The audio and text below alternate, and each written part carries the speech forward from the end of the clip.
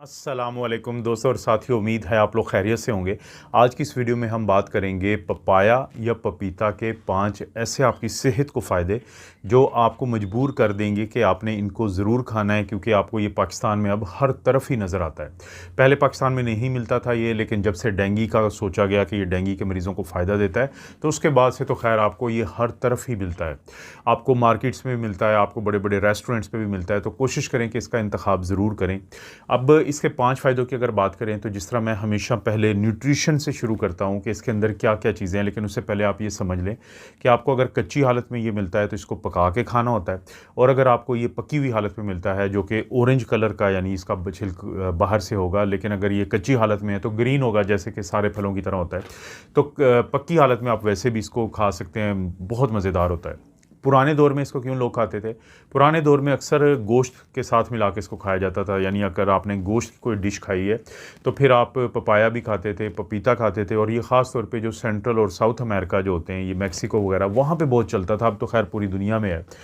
गोश्त के साथ खाने की वजह ये थी कि गोश्त जो है उसमें से प्रोटीन जो का टूट-फूट का अमल थोड़ा मुश्किल होता है, तो इसके अंदर एक एंजाइम होता है जिसको हम पापेन कहते हैं।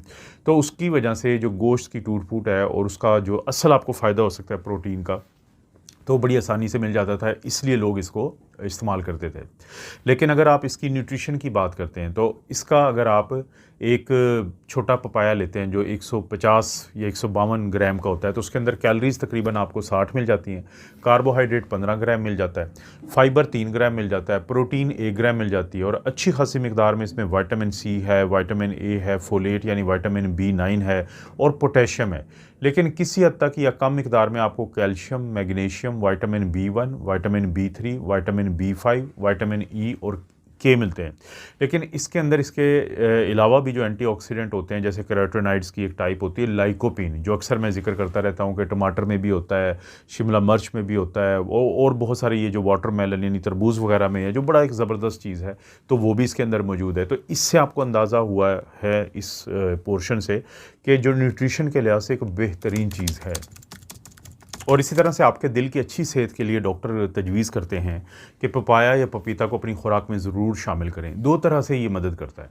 पपीता के अंदर ऐसे कंपाउंड्स होते हैं जो आपकी खून की नालियों के अंदर जो इन्फ्लेमेशन या सोजिश होती है, एक तो उसको कम करते हैं, और इसके साथ साथ देखिए हमारे खून के अंदर 2 किस्म का जो कोलेस्ट्रॉल है वो घूम रहा होता है। एक को हम कहते हैं लो डेंसिटी लिपोप्रोटीन या LDL कोलेस्ट्रॉल या बैड कोलेस्ट्रॉल, बुरे वाला कोलेस्ट्रॉल। जो दूसरा होता है उसको हम कहते हैं HDL या हाई डेंसिटी लिपोप्रोटीन या गुड कोलेस्ट्रॉल।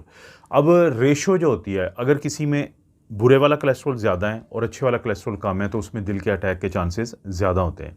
लेकिन अगर किसी में ये रेशो उलट हो जाए कि अच्छे वाला जो कोलेस्ट्रॉल है वो ज़्यादा हो जाए और बुरे वाला कोलेस्ट्रॉल कम हो जाए, तो खून की नालियों में जो बंदिश के चांसेस होते हैं वो कम हो जाते हैं।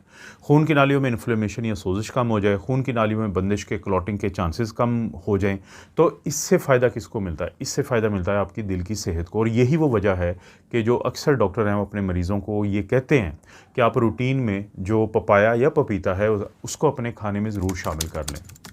और अगर बात करें कि आपका जो डाइजेशन होता है या हाज़मा होता है, या आपकी आंतें, आपका मैदा, उसके ऊपर इसका क्या असर होता है, तो उसका अंदाज़ा आप यहाँ से लगाएं कि जैसे मैंने वीडियो के शुरू में बताया था कि सैकड़ों हज़ारों सालों से लोग जो हैं वो इसको इस्तेमाल करते थे ताकि उनके खाने के अंदर जो प्रोटीन होती है जिसका टूटना थोड़ा मुश्किल होता है, तो एक तो वो उसमें आसानी आ जाती है, जिसकी वजह से आपकी आंतें जो हैं उनको बहुत ज़्यादा मशक्क़त नहीं करनी पड़ती। लेकिन उसके साथ साथ एक और बहुत बड़ा फ़ायदा है कि इसको कब्ज़ का तोड़ समझा जाता है। देखें, इरिटेबल बाउल सिंड्रोम की एक टाइप वो होती है कि जिसमें IBS के जो मरीज़ हैं वो कब्ज़ की वजह से काफ़ी परेशान रहते हैं। तो स्टडीज़ हुई तो उन्होंने बताया कि इन लोगों को जब पपीता या पपाया दिया गया, तो इससे इनकी कब्ज़ के अलावा जो IBS की बाकी भी अलामात थी तो उनमें भी बेहतरी आई।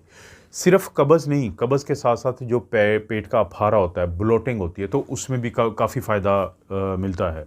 तो वो लोग जो पेट के आंतों के मुख्तलिफ़ मसलों से चल रहे होते हैं, तो उनको चाहिए कि वो इसके इस्तेमाल के लिए अपने डॉक्टर से बात करें या इसको ट्राई करके देखें।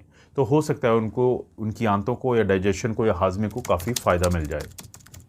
क्या पपाया या पपीता आपकी जो स्किन की हेल्थ है या आपकी जो स्किन है उसके लिए किसी हद तक काम आता है, ज़रूरी है, या उसका कोई फ़ायदा नहीं है? देखें, बढ़ती उम्र के साथ जो हम अक्सर कहते हैं कि आपके स्किन के ऊपर जो रिंकलिंग होती है, जो झुर्रियाँ बनती हैं, जो लाइफ की एक जो ग्लो होती है वो कम होती है आपकी जिल्द के ऊपर, या बुढ़ापा आपके चेहरे पे नज़र आना शुरू हो जाता है। तो जहाँ तो उसकी वजह ये होती है कि अगर आप सूरज की रोशनी में जो शुआएँ होती हैं वो उसको नुकसान देती हैं। उसके साथ साथ आपके जिस्म के अंदर भी कुछ ऑक्सीजन फ्री रेडिकल्स पैदा होते हैं जो आपकी जिल्द और इसके मुख्तलिफ हिस्सों को नुकसान देते हैं। तो वहाँ पे किरदार आता है ऐसे खाने वाली चीज़ों का कि जिनके अंदर पावरफुल एंटीऑक्सीडेंट होते हैं। जैसे मिसाल के तौर पे पपाया या पपीता के अंदर ना सिर्फ विटामिन सी और लाइकोपेन नामी बहुत ज़बरदस्त एंटीऑक्सीडेंट मौजूद हैं, बल्कि इसके अलावा भी कुछ ऐसे कंपाउंड्स हैं कि जो ऑक्सीजन फ्री रेडिकल्स के बुरे असरात को रोकते हैं। और ये साइंसी तौर पे साबितशुदा बात है कि जब लोगों को पपाया का इस्तेमाल करवाया गया कोई लाइक 1.5-2 महीने के लिए, तो उसके बाद उनकी जो जिल्द है उसके अंदर ग्लो वापस आया, रिंकल्स कम हुए और उनकी जो तरोताज़गी होती है जिल्द की वो वापस आई। तो बाकी तमाम फ़ायदों की तरह अपनी स्किन की हेल्थ के लिए भी आप पपीता या पपाया को अपनी खुराक में ज़रूर शामिल करें। और दोस्तों, सबसे आखिरी या 5वें फ़ायदे की बात करें जो आपको मिलता है पपीता या पपाया के इस्तेमाल से, तो वो है कि अगर वो लोग जो अपना वज़न कम करना चाहते हैं तो उनको बहुत ज़्यादा मदद मिलती है। वो कहाँ से मिलती है? देखें, एक पपीता अगर आप लें तो उसमें सिर्फ 60 कैलोरीज़ है, लेकिन उसके साथ साथ इसमें 3 ग्राम जो है वो फाइबर है और 1 ग्राम इसमें प्रोटीन है। और इसके अलावा इसके अंदर सारे मिनरल्स हैं, विटामिन्स हैं, जो मैं आपको वीडियो के शुरू में बता चुका हूँ। तो इसकी वजह से क्या होता है कि ये प्रोटीन और ये फाइबर एक फिलिंग इफ़ेक्ट दे देता है कि काफ़ी देर तक अगर आपने पपाया का इस्तेमाल किया है, पपीता का इस्तेमाल किया है, तो उसके बाद काफ़ी देर तक आपका दिल नहीं करता कुछ और खाने को, क्योंकि आपका पेट भरा भरा रहता है, आपकी भूख जो है आपको कम लगती है। तो जिसकी वजह से जब आप बार बार नहीं खाते तो फिर आपके जिस्म में ज़्यादा चिकनाई इकट्ठी नहीं होती, ज़्यादा कैलोरीज इकट्ठी नहीं होती, आपको मोटापा की तरफ जाने से रोकने में काफ़ी मददगार है। तो इसका 5वां ये फ़ायदा भी है। तो इसलिए दोस्तों, ये वीडियो देखने के बाद कोशिश करें कि जहाँ पे भी आपको मौका मिलता है तो आप इसको इस्तेमाल करें।